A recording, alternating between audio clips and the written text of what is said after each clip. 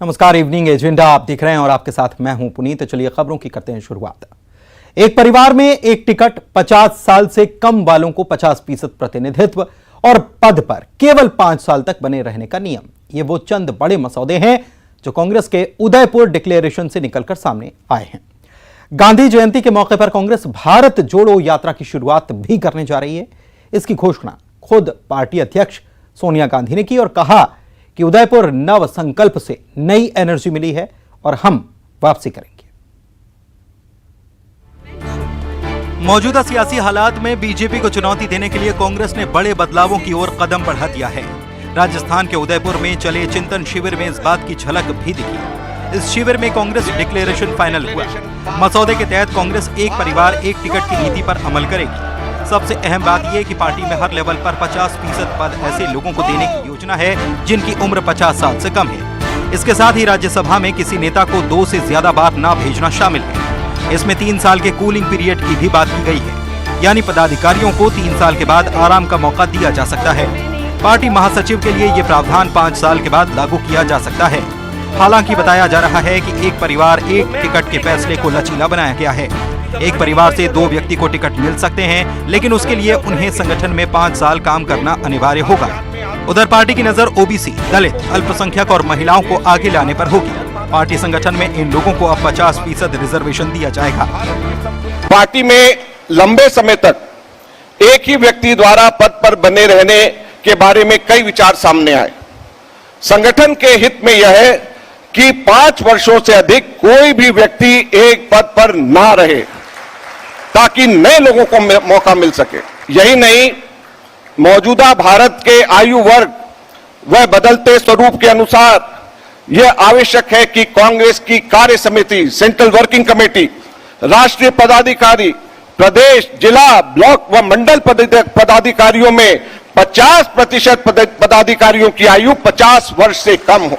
दलितों, आदिवासियों, पिछड़ों, अल्पसंख्यकों व महिलाओं को न्याय संगत प्रतिनिधित्व मिले। इन सभी जगहों पे संगठन में एक व्यक्ति एक पद का सिद्धांत लागू हो।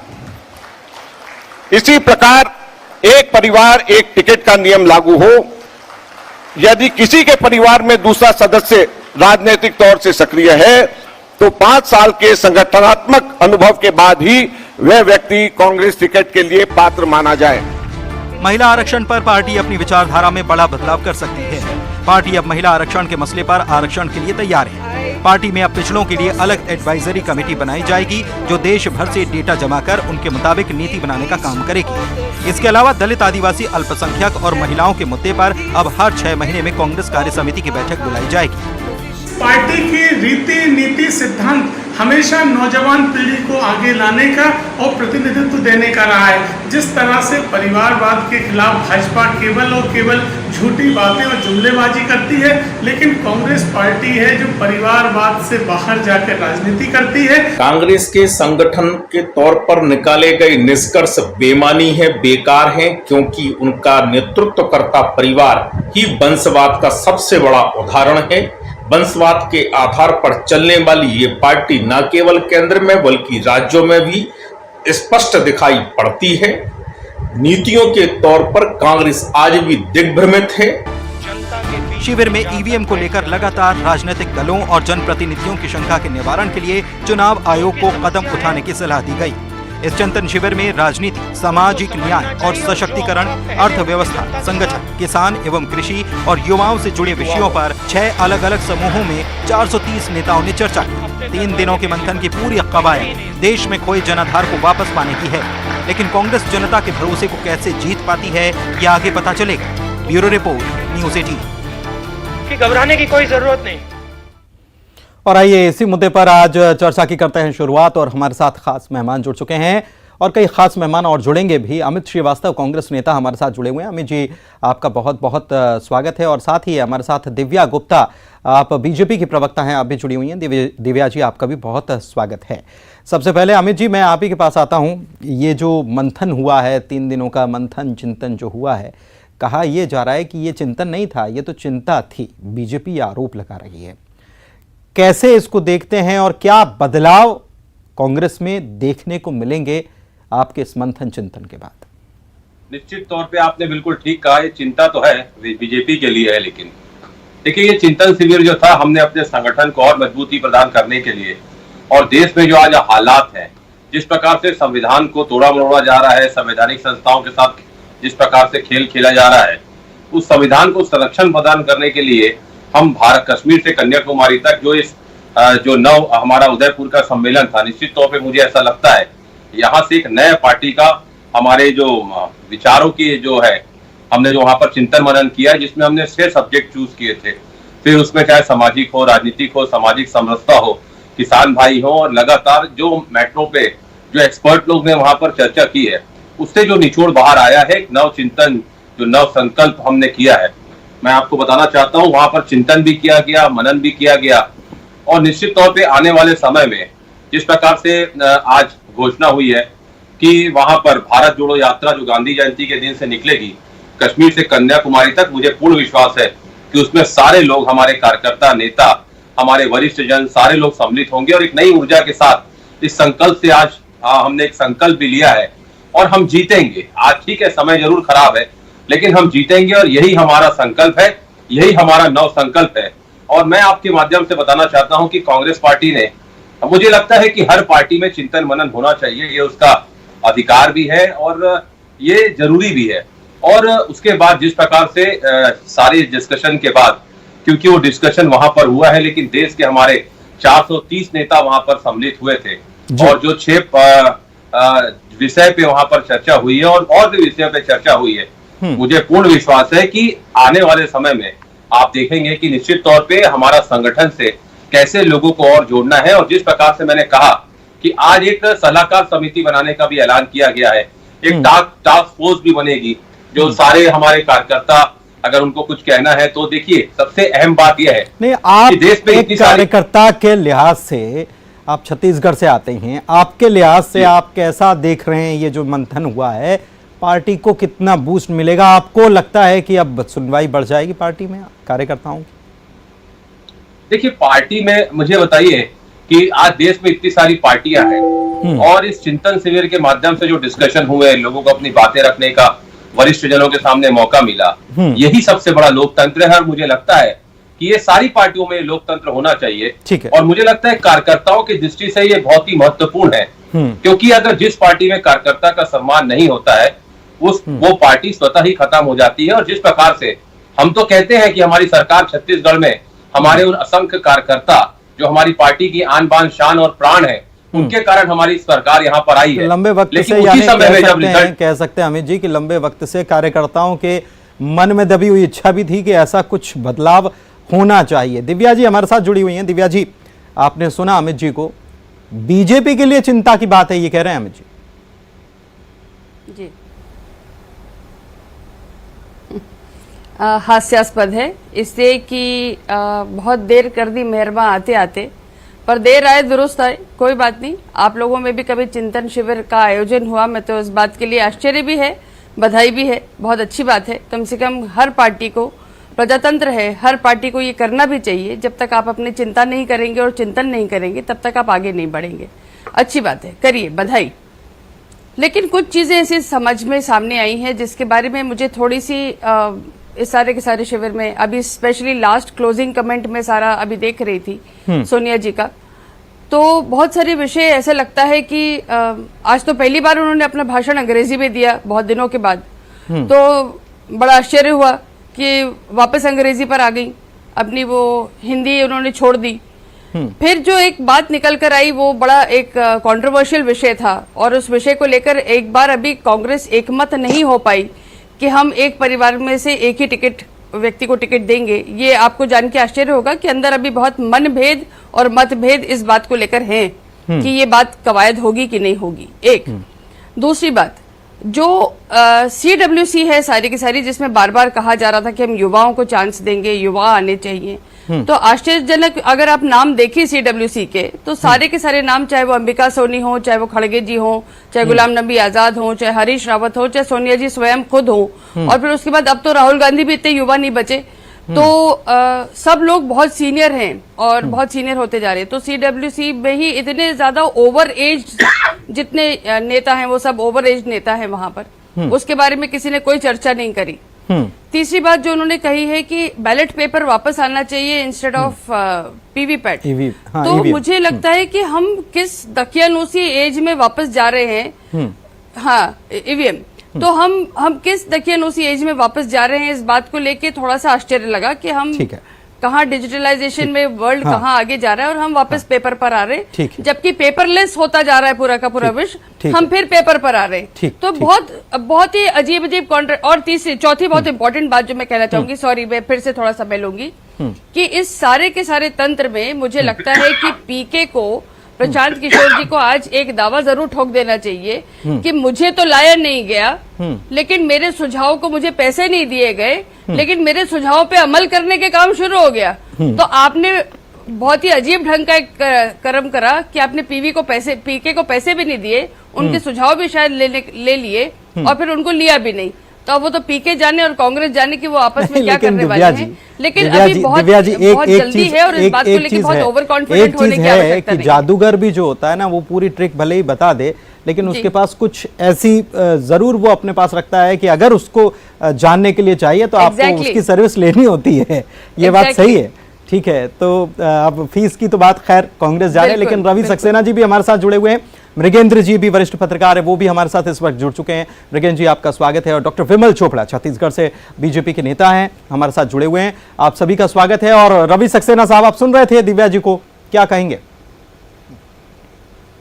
दिव्या जी की बात सुनकर लगा कि भारतीय जनता पार्टी किस तरह से घबरा गई है और किस तरह से उनका जो मानसिक संतुलन है वो गड़बड़ा गया है। दिव्या जी की एक एक बात हताशा और निराशा को दिखा रही थी कि वो किस तरह से हताश और निराश हैं। उन्होंने ईवीएम की बात की, तो मैं समझता हूं कि उनको शायद जानकारी नहीं है, थोड़ा सा उनको स्टडी करना चाहिए।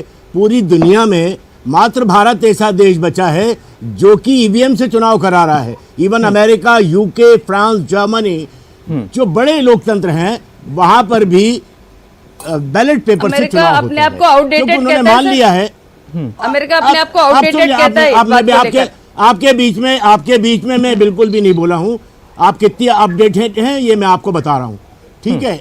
दूसरी बात मैं आपको कहना चाहता हूं, उन्होंने कहा कि 50% लोगों को, युवाओं को बात करनी थी, तो मैंने कहा कि भाई सोच लीजिए, पूरा समझ लीजिए, पूरा आपने पढ़ लिया हो, देख लिया हो, तो आपको मालूम होगा कि ये प्रस्ताव पारित किया गया है। प्रस्ताव पारित किया गया है कि 50% पदों पर हम 50 साल से कम युवाओं को लेके आएंगे। ये किसी पार्टी में है क्या? और ये बड़ी बातें कर रही थी सोनिया जी की, जरा मोदी जी की एज तो देख लीजिए कितनी हो गई है, उनके बारे में पता कर लीजिए, अमित शाह जी के बारे में पता कर लीजिए, और आपके जितने नेता ऊपर से लेके नीचे तक बैठे हैं उनकी एज के बारे में पता कर लीजिए, तो आपको मालूम हो जाएगा कि अनुभवी लोगों को इस तरह से, जैसे आपने अडवाणी जी को दरकिनार कर दिया, मुरली मनोहर जी को दरकिनार कर दिया, ऐसा काम कांग्रेस पार्टी नहीं करती है। हम अपने बुजुर्गों का, उनके अनुभव का सम्मान करते हैं और एक कॉम्बिनेशन के साथ हम हमेशा काम करते हैं कि अनुभव भी चाहिए और युवा जोश और ऊर्जा भी चाहिए। इससे पहले कि मैं बीजेपी के पास जाऊं सर, मैं वक्त की कमी है, मेरे पास बहुत सारे मेहमान आज हमारे साथ जुड़े हुए हैं, तो इसके पहले कि मैं विमल चोपड़ा साहब के पास चलूं, उसके पहले हमारे साथ मृगेंद्र सिंह जी वरिष्ठ पत्रकार भी जुड़े हुए हैं। मृगेंद्र जी, भाग्योदय कांग्रेस का होगा, जो बदलाव लेकर आए हैं, जो बड़ी बड़ी बातें हुई हैं, क्या आपको लगता है कि आने वाले दिनों में कांग्रेस को एक बूस्टअप देने का काम ये फैसले करने वाले हैं, और कितना देंगे? देखिए, जो फैसले हुए हैं, कहा जाता है चलो देर आए दुरुस्त आए, ये बहुत दिन से प्रतीक्षा की जा रही थी, लेकिन जो निर्णय लिए गए हैं क्या उनका क्रियान्वयन होगा, आने वाला समय में क्या होगा? कांग्रेस नेताओं की जो आदत मेहनत की नहीं है, चाहे आप किसी भी कांग्रेस शासित राज्यों में देख लीजिए, जो कांग्रेस जो संघर्ष, क्योंकि विपक्ष में जो संघर्ष की स्थिति होनी चाहिए वो कांग्रेस में नहीं है। कितने दिनों से कहा जा रहा है कि राहुल गांधी जी पूरे देश की यात्रा करेंगे, आप सुन रहे हैं, पिछले 7-8 साल से सुना जा रहा है, क्या उनने कभी किया? और फिर कांग्रेस की स्थिति वास्तव में बहुत बड़ी चिंतनीय है। कल सुनील जाखड़ जी ने कुछ गलत नहीं कहा कि उत्तर प्रदेश जैसे राज्य में 300 सीटों में आपको 2,000 से भी कम वोट मिले हैं। ये खुद स्थिति इतनी चिंतनीय है कि कांग्रेस को यदि वास्तव में विपक्ष की भूमिका में आना है तो उसको और संघर्ष मजबूत होने की जरूरत है। और मैं तो कहूँगा अच्छी बात है कांग्रेस का भाग्योदय हो और कांग्रेस मजबूत हो। जब तक देश में मजबूत विपक्ष नहीं होगा तब तक सत्तारूढ़ दल की तानाशाही चलती रहती है। तो लोकतंत्र के लिए सबसे ज़्यादा जरूरी ये है कि मजबूत विपक्ष होना चाहिए। अगर कांग्रेस का भाग्योदय होता है, कांग्रेस के नेता लोग सुधर जाते हैं, एक दूसरे के खिलाफ कार्य नहीं करते हैं और एकजुट होकर कार्य करते हैं, निश्चित रूप से एक लोकतंत्र के लिए भी अच्छा है, कांग्रेस के लिए तो अच्छा होगा ही। लेकिन साथ ही साथ आपने ये भी बता दिया कि कांग्रेस के लिए अच्छा होगा, देश के लिए अच्छा होगा, लेकिन वर्तमान कांग्रेस की परिस्थितियां क्या हैं और किससे जूझ रही है वो भी हमने जान लिया। डॉक्टर विमल चोपड़ा भी हमारे साथ बने हुए हैं, छत्तीसगढ़ से आते हैं और छत्तीसगढ़ में बीजेपी विपक्ष में है। चोपड़ा साहब, कैसे देख रहे हैं ये जो चिंतन हुआ है, मंथन हुआ है, ये और मजबूत कर देगा छत्तीसगढ़ में कांग्रेस को, और बीजेपी जो विपक्ष की भूमिका में है फिर वो कहां रहेगी? क्योंकि यहां तो छत्तीसगढ़ में तो मामला उल्टा ऐसा है। देखिए, ऐसा है, ये हर पार्टी का अधिकार है कि वो चिंता के साथ चिंतन करे, और कांग्रेस पार्टी भी वो कर रही है और इसके पहले भी करती रही है कांग्रेस पार्टी, ये कोई नई चीज नहीं है। लेकिन भारतीय जनता पार्टी ने जिस तेजी से प्रगति की है उसका कारण ये है कि भारतीय जनता पार्टी में पार्टी के जी, चलिए लगता है कि संपर्क कट गया। आवाज आ रही है चोपड़ा साहब? चोपड़ा साहब, आप सुन पा रहे हैं? ठीक है, दिव्या जी बात को आगे बढ़ाएंगे। दिव्या जी, आप सुन रही थी चोपड़ा जी को? जी जी जी, क्या कहेंगी? हेलो जी, क्या कहेंगी दिव्या जी? हेलो, आपकी आवाज फिर से कट गई। ठीक है, ठीक है। हाँ, आपका प्रश्न कट गया था, प्लीज रिपीट करेंगे? मैंने चोपड़ा साहब से पूछा था, छत्तीसगढ़ में मामला उल्टा है, छत्तीसगढ़ में बीजेपी विपक्ष में है, छत्तीसगढ़ के लिहाज से कैसे दिख रही है इसको? क्या वहां पर और छत्तीसगढ़ में चुनौती बीजेपी के लिए होने वाली है? देश भर में तो विपक्ष मजबूत होना चाहिए, लेकिन छत्तीसगढ़ में तो आप ही लोग विपक्ष में।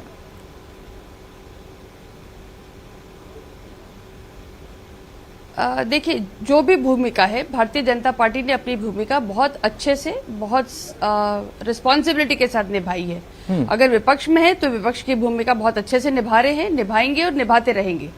लेकिन विषय को उठाना भारतीय जनता पार्टी के कार्यकर्ता की कर्मठता है कि वो विषय को उठाता है, जमीन पर आता है। जैसा कि अभी माननीय नगेन जी ने विषय उठाया था कि कांग्रेस का जमीन से जुड़कर सचमुच करते जाना, क्या ये वाकई संभव होगा? इस बात को लेके संशय अभी भी है और ये बना रहेगा, क्योंकि आदत जब छूट जाती है, जब आप आसूदा हो जाते हैं, तब इस तरह का संघर्ष करना बहुत मुश्किल हो जाता है। और दूसरी इंपॉर्टेंट बात, जो एक और विषय मेरा छूट गया था कहना, मैं वापस शायद उस पर आना चाहूंगी और वो कहना चाहूंगी, अध्यक्ष पद या किसी भी पद पर उन्होंने एक और पास करा है कि हम किसी भी पद पर, संवैधानिक या महत्वपूर्ण पद पर 2 बार से ज्यादा कोई नहीं बैठेगा। तो सबसे पहले माननीय सोनिया जी, हाँ 5 साल, तो सबसे पहले माननीय सोनिया जी से ही निवेदन करेंगे कि वो अपने अध्यक्ष पद छोड़ें। चुनाव होने वाला देखना होगा कि अमल कितना होता है। ये आप जो कह रहे हैं चुनाव, ठीक है, रवि सक्सेना साहब के पास चलते हैं ना, चुनाव होने वाले, रवि सक्सेना साहब तैयारी चल रही है संगठन की, एक एक करके चुनाव आने वाले हैं, तो क्या ये देखने को मिलेगा? उठा रही है सवाल दिव्या जी। निश्चित रूप से दिव्या जी को ज्यादा फिक्र करने की जरूरत नहीं है। कांग्रेस पार्टी एक जनतांत्रिक पार्टी है, लोकतांत्रिक पार्टी है, और हमारा जो विश्वास है वो जनतंत्र में है, लोकतंत्र में है। तो निश्चित रूप से हमारी पार्टी का संगठन जो है वो सालों साल से बहुत ही, भाजपा के लोग बहुत हमारे बारे में दुष्प्रचार करते हैं। हम 135 साल पुरानी पार्टी है और हमारे कई जो अध्यक्ष हैं वो बने हैं, पर उसमें से मात्र 7 लोग ऐसे हैं जो गांधी नेहरू परिवार से बने हैं। तो आप समझ सकते हैं कि हमारे 65-67 अध्यक्षों में से मात्र जो है 5 से 7 लोग जो है गांधी परिवार से आए हैं। तो मुझे लगता है कि भारतीय जनता पार्टी को इस तरह की बात करने का ना तो कोई अधिकार है और ना उनको बात करनी चाहिए। ये हमारा अपना संगठन है, हम अपने संगठन को कैसे चलाएंगे, कैसे उसको में हम चुनाव कराएंगे, ये देखने वाली बात होगी। और निश्चित रूप से आप जब अभी देखेंगे कि जैसे ही चुनाव होंगे, निश्चित रूप से मैं आपके चैनल पे कह रहा हूं आज, और दावे के साथ कह रहा हूं कि एक नया अध्यक्ष हमें मिलेगा। पहली बात, एक नया जो दिव्या जी कह रही थी मिलेगा, ये भी थोड़ा बताइएगा रवि जी। जो संगठन के से जो चुनकर आएगा, मैंने आपसे कहा जो चुनकर आएगा वो प्रदेश देश का अध्यक्ष बनेगा। पहली बात। दूसरी बात, दिव्या जी कह रही थी कि पीके को पैसे दिए कि नहीं दिए, बहुत फिक्र हो रही है आपको पीके साहब के पैसे की। आपने कितने दिए थे पैसे जब उनके नेतृत्व में आपने और उनके सुझावों से आपने चुनाव लड़ा था, और उनके सुझावों पे आपने कितनी जीत हासिल की थी, इसका भी जरा जवाब दे दीजिए। तो मैं कहता हूं इस तरह के अनर्गल प्रचार प्रलाप करने से बेहतर यह है कि हम और अपनी पार्टी में अपने गिरेबा में झांक के देखें हमारी पार्टी में क्या हो रहा है। आज अगर नड्डा साहब अध्यक्ष बने हैं तो वो, मेरे साथ और मेहमान भी इंतजार। एक सेकंड मेरी बात को पूरा करने दीजिए। अगर नड्डा साहब अध्यक्ष बने हैं तो वो किसकी मेहरबानी से बने हैं? अमित शाह जी अध्यक्ष बने थे तो वो किसकी मेहरबानी से बने थे? अडवाणी जी अध्यक्ष बने थे तो वो किसकी मेहरबानी से बने थे? ये सब पूरा देश जानता है। ठीक है, ठीक है। और कहीं कोई चुनाव से नहीं बने थे, ये सब मनोनयन से बने थे। और भारतीय आखिरी बात, और भारतीय जनता पार्टी का एकमात्र उदाहरण है कि इनके बंगारू लक्ष्मण जो कि राष्ट्रीय अध्यक्ष थे वो जेल में गए थे। चलिए ठीक है, ठीक है। दिव्या जी रिश्वतखोरी में जवाब शॉर्ट में बिल्कुल दिव्या जी। पुनीत जी दो बातें, हाँ, दो बातें फटाफट कहना चाहूंगी, इतना लंबा नहीं समय लूंगी। एक बात, बार बार कांग्रेस इस बात का जिक्र करती है कि हम 135 साल पुरानी पार्टी है। साहब, वो स्वतंत्रता संग्राम के समय जो पार्टी थी वो अब पार्टी नहीं, 6 बार विघटन की पार्टी है। ये आप किस दावे से कह सकती हैं? ये आप किस दावे से कह सकती हैं? आप तो उस समय थे नहीं, उस समय तो आप लोग अंग्रेजों की चापलूसी कर रहे थे। आप तो उस समय अंग्रेजों की चापलूसी कर रहे थे। दिव्या जी, सर आप सुनिए, दिव्या जी, आप बार जो है देश के लोगों में इस तरह का कंफ्यूजन पैदा करते हैं। मैं आपको कह रहा हूँ, सुन लीजिए मेरी बात को। आप आजादी स्वतंत्रता संग्राम में आप लोग विमल जी भी कुछ कहना चाह रहे हैं। विमल जी कहना चाह रहे हैं। विमल जी, आपके लोग कोई एक आदमी का नाम बताइए जिसने एक कंकर भी अंग्रेजों को मारा हो। एक कंकर भी 1925 से लेकर और 1947 तक। इस बात का जवाब दे दीजिए। मैं बोलना चाहूंगी, इस बात का जवाब दे दीजिए। रवि सक्सेना जी, अगर आप सवाल ही करते रहेंगे जवाब आपको लेना पड़ेगा। सवाल ही करते रहेंगे तो जवाब नहीं आएगा ना। जब स्वतंत्रता आंदोलन की बात होगी तो जवाब तो देना पड़ेगा। ठीक है, आप बोलना बंद करेंगे तो मैं जवाब दूंगी ना। जी दीजिए। तो आप चुप करेंगे तो ही जवाब दूंगी ना सर। दूसरा इंपॉर्टेंट पॉइंट पुनीत जी, हमने सिर्फ पीके की बात नहीं करी, हमने इसके पहले भी देखा है राहुल गांधी जी। मैंने जो पूछा उसका जवाब दे दीजिए आदरणीय दिव्या जी। जो मैंने पूछा उसका जवाब दे दीजिए आदरणीय दिव्या जी। तो सर मेरे को बोलने दिव्या जी उस बात का जवाब दे दीजिए जो मैंने पूछा है, जो मैंने सवाल उठाया है आपके 1925 से 1947 तक आपने जो पूछा वो बहुत अलग है, उसके बारे में चिंता मत करिए। संगठन कहां पर था, कितना योगदान दिया है स्वतंत्रता संग्राम सेनानी में, मैं आपको आंसरेबल नहीं हूँ। वो बताइए ना। राष्ट्र सर्वोपरि है, आप हमारी बात करते हो तो हम तो पूछेंगे। राष्ट्र सर्वोपरि है, आपके लिए जब आप हमसे पूछेंगे तो हम आपसे सवाल पूछेंगे। पार्टी है ये, दुनिया जानती है। जब आप हमारी पार्टी, आप लोगों ने देश को देख लीजिए मोदी जी के राज में,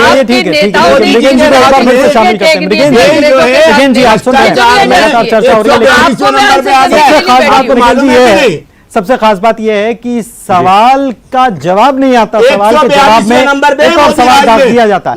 ऐसा क्यों होता है राजनीति में? विजयन जी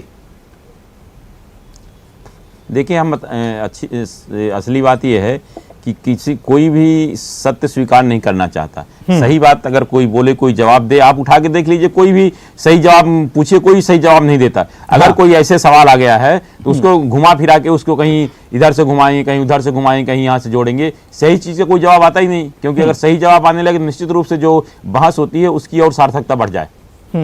ठीक है, ठीक है। अमित जी कुछ कहना चाह रहे थे। अमित जी लगातार बोल रहे थे कि वो कुछ कहना। अमित जी, सवाल भी मेरा एक है कि आरोप तो आपके ऊपर ये भी लगते हैं कि आपके नेता जो हैं वो संघर्ष करना भूल गए, थक गए हैं, और वो जमीन पर, क्योंकि नया चिंतन हुआ है तो जमीन पर तो चिंतन करने से नहीं होता, जमीन पर उसको इंप्लीमेंट कैसे करेंगे? थक गए आपके नेता, आरोप लगते हैं। देखिए, लगातार संघर्ष से 135 साल की हमारी पार्टी है, और अगर इस मुल्क को किसी ने संभाला है और आगे भी संभाल के रख सकता है तो वो कांग्रेस की विचारधारा है, और कांग्रेस की विचारधारा इस देश को बचा सकती है। रही बात अभी दिव्या जी, बहुत सारे प्रश्न मेरे सम्मानित बड़े भाई रवि भैया ने उनके सारे प्रश्नों का जवाब दिया।